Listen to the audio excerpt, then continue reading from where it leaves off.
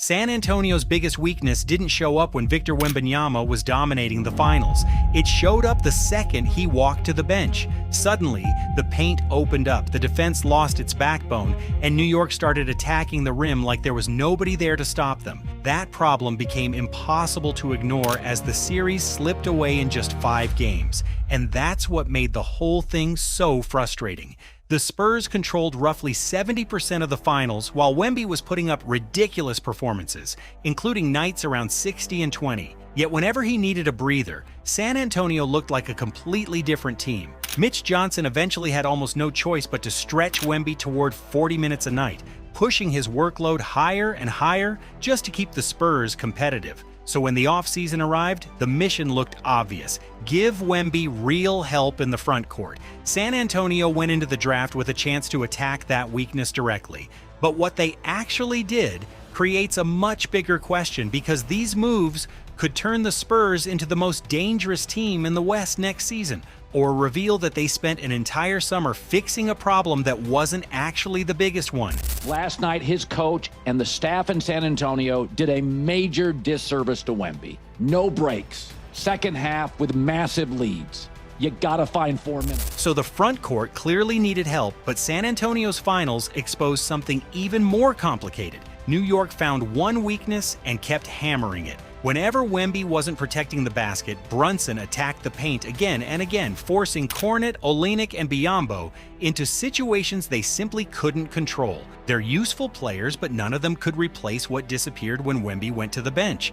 Still, that wasn't the only warning sign hiding inside those 5 games. While everyone was talking about Wemby's massive workload, another lineup was quietly giving Brian Wright something serious to think about. When Dylan Harper played next to Wemby, San Antonio outscored New York by 15.3 points per 100 possessions. Yet Harper remained behind De'Aaron Fox in the rotation, while Fox struggled badly in several fourth quarters and finished the finals averaging just 12.8 points. And that changes the entire offseason conversation. San Antonio wasn't dealing with one weakness anymore. The front court problem had a fairly obvious solution. The Fox situation? That's much more complicated when you're talking about a player tied to a $229 million deal. We'll get to that uncomfortable decision, but first, look at how aggressively the Spurs attacked the problem they could actually solve right away.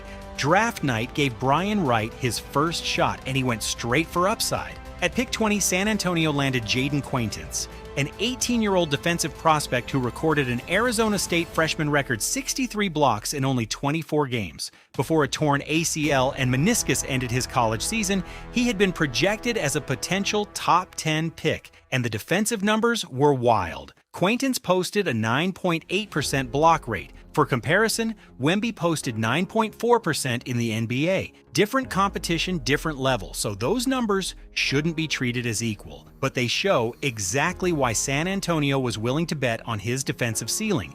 Then came the setback. Before Quaintance could even play his first NBA minute, another surgery was announced, putting him on roughly a 6-month recovery timeline and potentially delaying his debut until much deeper into the season. San Antonio may have found part of its long-term answer, but that answer couldn't help immediately.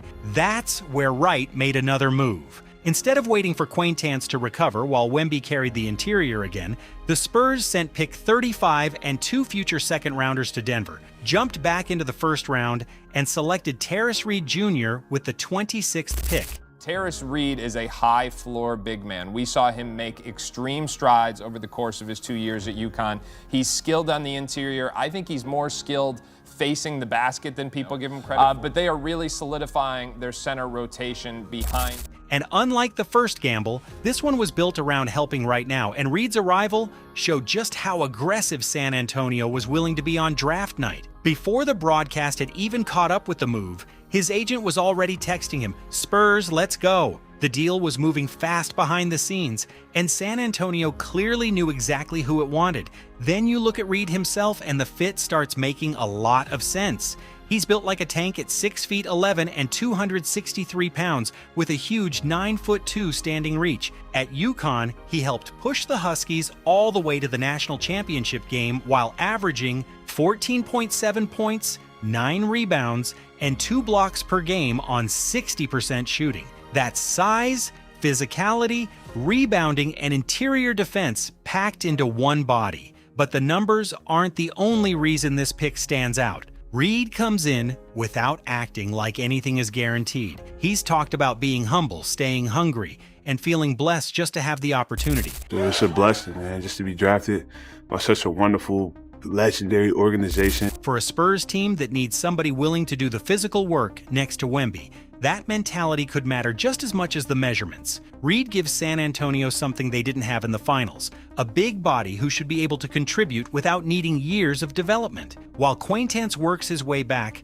Reed can battle inside, rebound, protect the paint, and most importantly, give Wemby a chance to sit down without the entire defense falling apart. But once Brian Wright handled that problem, the offseason got a lot more uncomfortable, because the biggest debate around this roster isn't really about the front court anymore. It's about what San Antonio does when Dylan Harper keeps making a case for minutes that currently belong to De'Aaron Fox. The finals made that conversation impossible to ignore. San Antonio outscored New York by 15.3 points per 100 possessions, with Harper and Wemby sharing the floor. Fox, meanwhile, averaged only 12.8 points in the series, struggled late in several games, and became someone New York repeatedly tried to involve defensively. That's a rough look when a 4-year, $229 million extension is just beginning. But there's another side to this story, and it matters. Fox rolled his ankle during the Minnesota series and never looked completely like himself afterward. Before that injury, he was producing close to 20 points a night, and San Antonio doesn't reach 62 wins or make that finals run without what he gave them. The Athletic also reported that team and league sources continue to view Fox as a major part of San Antonio's future. That makes an immediate trade difficult to imagine. His value would also be harder to judge after an injury-affected finals, especially with that massive contract attached. Brandon Ingram has been mentioned in potential trade ideas, while LeBron James rumors briefly connected him to San Antonio before being quickly pushed back on. Right now, there simply doesn't appear to be an obvious move that makes the Spurs better. And while all that noise keeps building, Harper has handled the situation about as smoothly as possible. He's accepted his role, stayed patient, and publicly said the right things. But Wright made one important point after the finals. The players on the floor will ultimately dictate the timeline. If Harper keeps producing next to Wemby, eventually those minutes have to come from somewhere. The rotation gets even tighter when you look beyond the guards. Keldon Johnson is entering a contract year with an extension appearing increasingly uncertain, while Tobias Harris, Julian Champagnie, and Carter Bryant are all competing for forward minutes. By October, Mitch Johnson could have more playable options than comfortable spots in his rotation, and somehow that wasn't even the only puzzle Wright needed to solve. During the playoffs, the core group of Wemby, Fox, Castle, and Harper combined to shoot only 33% from three. Opponents noticed immediately. Instead of respecting the perimeter, defenses crowded the paint, clogged driving lanes, and made San Antonio prove it could punish them from outside.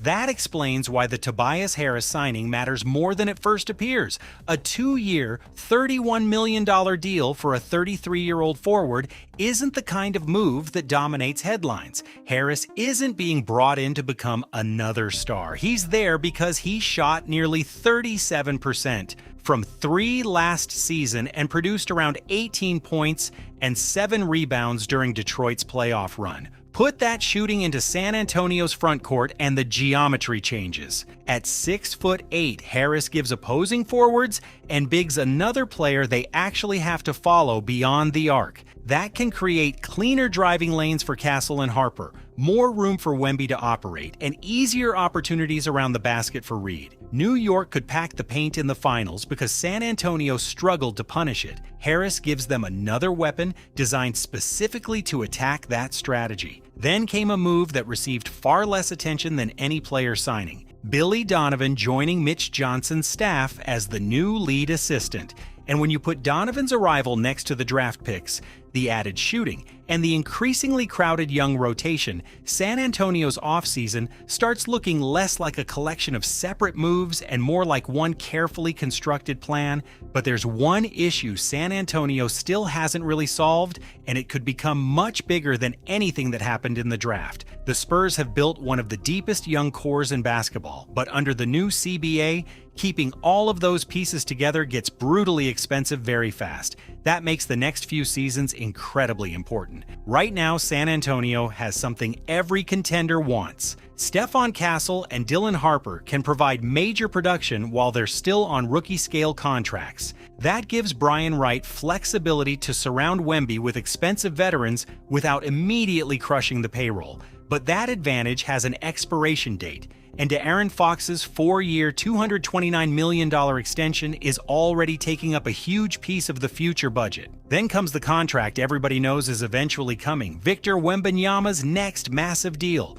Once Wemby, Fox, and eventually the young guards are all earning significantly more money, building around them becomes much harder. The second apron rules can restrict roster building tools, including trade flexibility and access to certain exceptions, while repeated apron issues can eventually affect future draft positioning. Suddenly, every expensive contract has to justify itself. That's why the Fox decision goes way beyond one disappointing finals. San Antonio has to figure out whether Fox is truly the long-term guard next to Wemby, or whether Harper's development eventually changes the hierarchy. Harper has already shown how effective he can be alongside Wemby, and if that continues, keeping both guards in their current roles could become increasingly difficult. The Spurs also can't assume this cheap young core will stay cheap forever.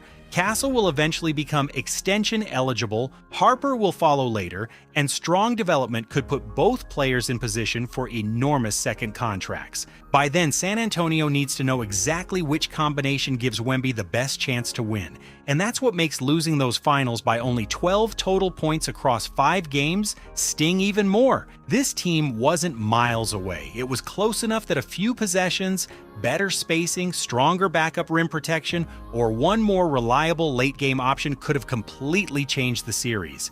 To Brian Wright's credit, he attacked almost every obvious weakness. Terrace Reed Jr. and Jaden Quaintance give San Antonio new front court options. Tobias Harris adds badly needed shooting and size. Billy Donovan brings another experienced basketball mind onto Mitch Johnson's coaching staff. On paper, this roster looks deeper, more balanced, and much better prepared for another playoff run.